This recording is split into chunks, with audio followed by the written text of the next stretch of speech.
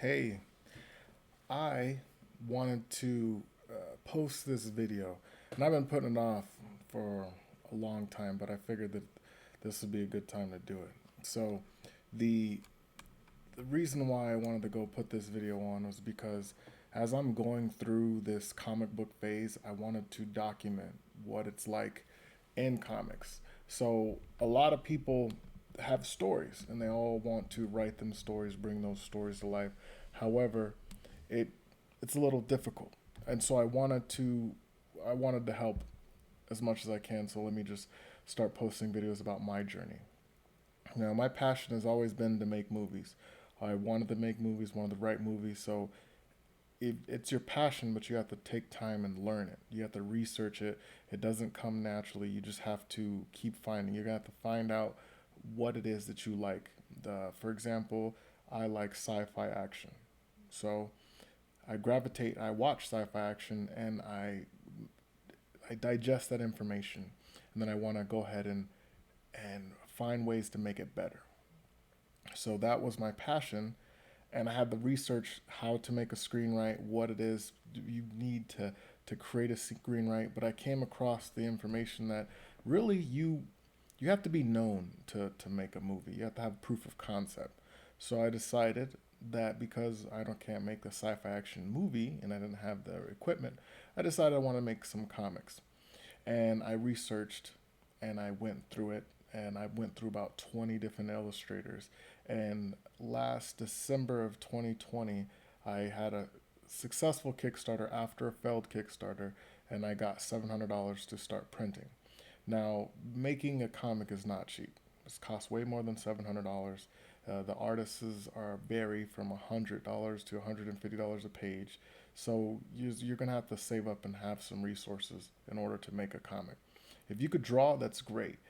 It helps tremendously if you could draw and if you can write. It just takes. It's gonna take time, and I always wanted to make sure that if you're gonna do something, you have to do it right. So I made sure that I wanted to get it done right. And by the time my product came out, it was like 5 years later, 5 years after I've started. So now I have my first comic published. That's self-published, so it's the One Arm Bandit. So that comic is doing well. I'm learning though is that every customer you have to search for, you have to get, you're constantly having to hustle. You're constantly having to show people, tell people. I've sold comics while I was at a grocery store. I've sold comics during arm wrestling meets. I've sold comics to people that I work with. I, you just have to be very confident in what you sell. I believe JB Comics is high quality entertainment for everyone. And that is the confidence that you have to instill. That's the confidence that has to come with your passion. And if you find your passion and you do the right research and you put it all together, I mean, the first time you may fail. I failed a handful of times. I failed more times than I can count. When I hired an illustrator, they made a comic, they made a character concept for me. I thought it was great. Moved on to the next concept. Thought it was great. Did about five concepts. They decided that it wasn't for them. Artists want to draw what they want to draw. So you need to find an artist that is willing to draw what you want to draw. Or if you are an artist and you draw a certain way, you need to write to that particular way, just to help you to help what's going out there. Horror movies, horror stories, sci-fi action stories, kids stories. They all have a different kind of technique when you draw. For a kid's story, it's gonna be bright colors, fluffy characters. It's not gonna make 100% sense, but it's more abstract. They like that. Now with the horror story, you're gonna use darker, more drag lines as far as your sketchy kind of feel when you're putting that together. An action sci-fi is very detailed. You're gonna have to have the details. You're gonna have to have the ray guns. You're gonna have to have that high level impact of energy, and you're gonna have to find someone that can make those details work for you.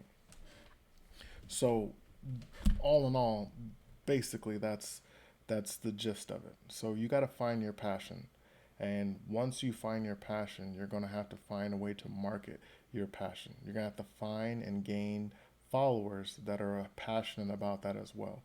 So while you're writing your story, while you're working on your story, you want to market yourself. You want to put yourself out there. You want to talk to people. You want to put yourself in front of people and learn and educate yourself as you're going. Your passion is a passion, but that is, I want to say is that's the tank. That's the tank that you have. Like, if you have a passion, it's a fuel tank, a big fuel tank. Let's use a water tank. That's better. Water tank. But your research and your confidence come from how much water you put in that. You have to research yourself about the topics you're talking about. So when you reach out and you're speaking with someone, you need to have an understanding of whatever it is you're trying to do. If the illustrator wants to illustrate in a certain concept, you need to understand that. Your script has to be strong so when you send it to an artist, whoever they are, wherever they are, they can understand what ideal you're trying to convey so you have less frustration. You have to research and find your print shop. You have to find out what kind of layouts they want. Now, it doesn't have to be done all at the same time, but these are things that you're going to have to learn to understand. You're not going to go out there. Making a comic is hard because the price is set at $5. And comic book companies charge between $2.60 to $3 a copy to print a comic. You can't really make it that much cheaper. They have defaults set for their pricing. They have no bleed paper. They have a set default rate that they're going to give you. And even if you do matte finish, color finish, it really doesn't affect your price that much. But you're just going to have to work on that.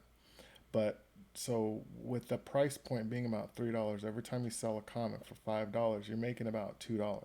So it's not that you're going to make money off the comic. What you're doing is you're selling yourself and you're selling the story. Then you can add stickers, action figures, stuff of that later on down the pipe. But I want to warn you that that is very expensive as well. Stickers has been a good option for me, but it's not. It's just an accessory. So what I want to do is I want to sell the story enough to where I can make more stories. I don't just have one story. This is just one story that I can afford to keep coming out. There's a couple other stories that I'm working on. I'm working on a kid's story, Denying the Stealing Feeling, which I'll be launching a Kickstarter for that soon. I have The Chronicles of Beatboxer Boy. I have Denying the Bullying Feeling. Then I also have a comic that I'm working on as the One Arm Bandit 2 and 3 that I'm working on. Those are the four that I'm going to put out there at this time and start to see. I like to go off the concept, the more lines you have in the pond, the more fish you catch. So I'm putting everything I got out there at this time with the resources I have available. But I have to you have to market yourself, you have to put yourself out there. And I've been holding and putting this whole video and making this video thing off, but the first thing of the comics that it is whatever you're passionate about, number one, whatever it is you're passionate about, find that passion and find that story genre that you like, and then find people that like that genre. And on Facebook, I've been kicked out of so many groups because that I'm posting things about my comic yeah, it was a sci-fi comic, it was a sci-fi group, but it wasn't a sci-fi for independent artists or anything like that. So they're just talking about stuff that was already known. So keep that in mind as well. You want to find your network. It may be tough, but you got to find your network and give them good content to digest, to watch, to listen. Anything that you can do to help put yourself out there is a good way. And don't be afraid of work. You're going to have to put yourself out there. You're going to have to meet people. You're going to have to introduce it. And so when you do introduce these stories, you do want them to be of a quality that catches people's attention.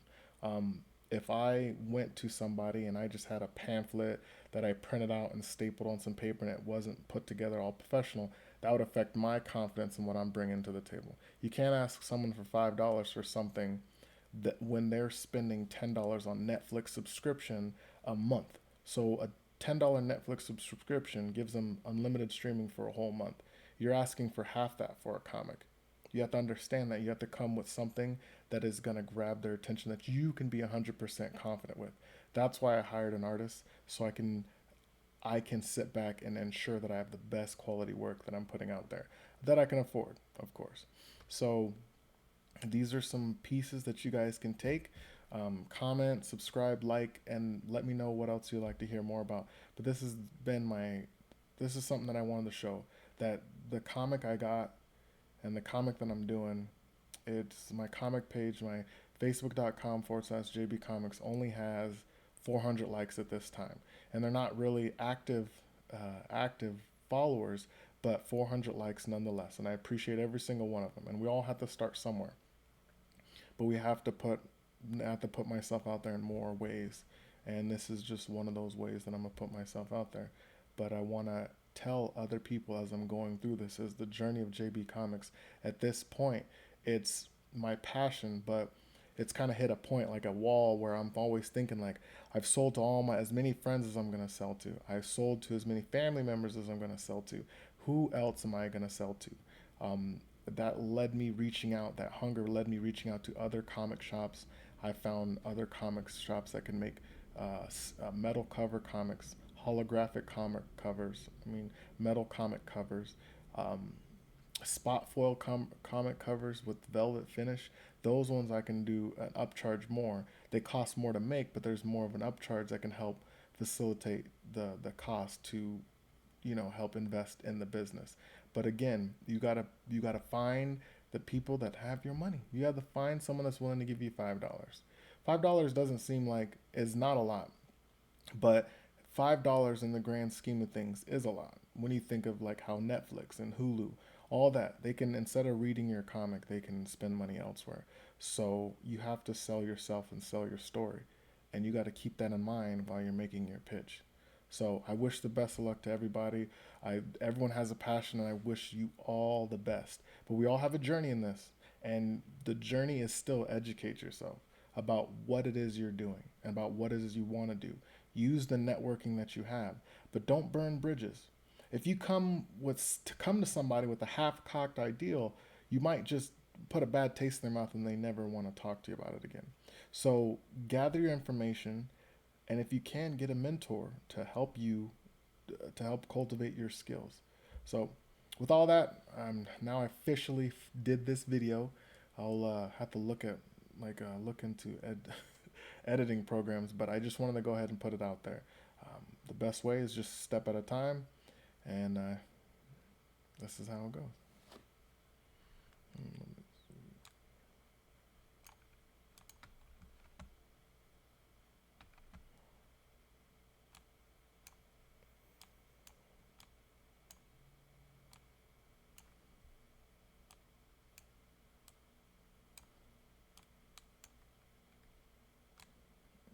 Having some difficulties.